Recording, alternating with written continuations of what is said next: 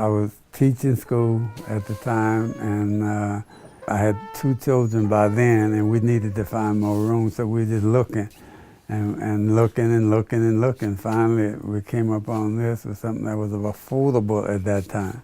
We moved in here in, March of 1968. It was all white, first of all.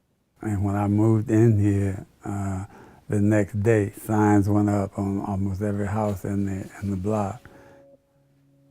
When Jim Singleton became the first black man to buy a home in Broadmoor after the Fair Housing Act of 1968, real estate companies whipped up racial fears and urged whites to sell their houses so the companies could flip them to blacks at giant markups.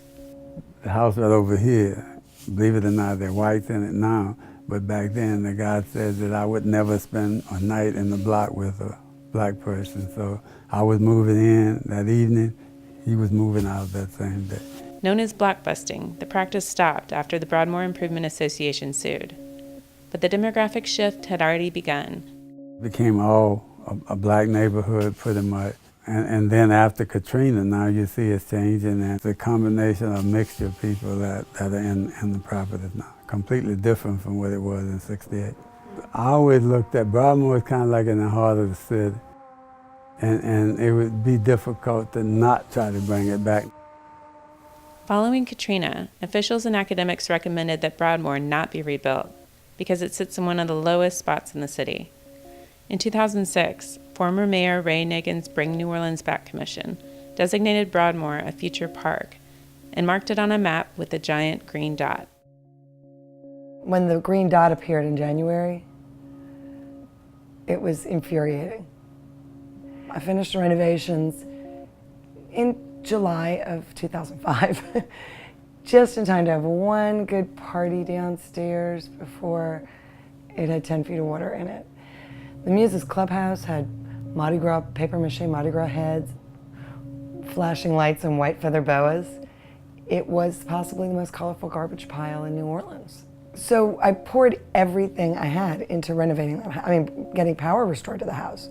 But we assumed this is New Orleans. We were coming home. These were our homes. We weren't going anywhere. The Broadmoor Improvement Association galvanized once again, this time under LaToya Cantrell's leadership. The first rally was amazing. People were passionate. You know, LaToya was really good at saying, you're in charge of this, you're in charge of this, you're in charge of this, make it happen. She would put fires under all of us. And I walked around with flyers, listening to see if anybody was home, listening for generators, trying to get people to come. By July, I think, we had signs on every light post in Broadmoor. We had a plan for our future. The results led to Broadmoor becoming a model for disaster recovery and the reestablishment of a bygone sense of community. I always like to say that the silver lining of Katrina was that it taught us what we were capable of. And in Broadmoor, we learned so much. We learned how to make a difference. As a student at Bard College in New York, Emily Wolfe found herself making constant volunteer runs to Broadmoor in Katrina's aftermath.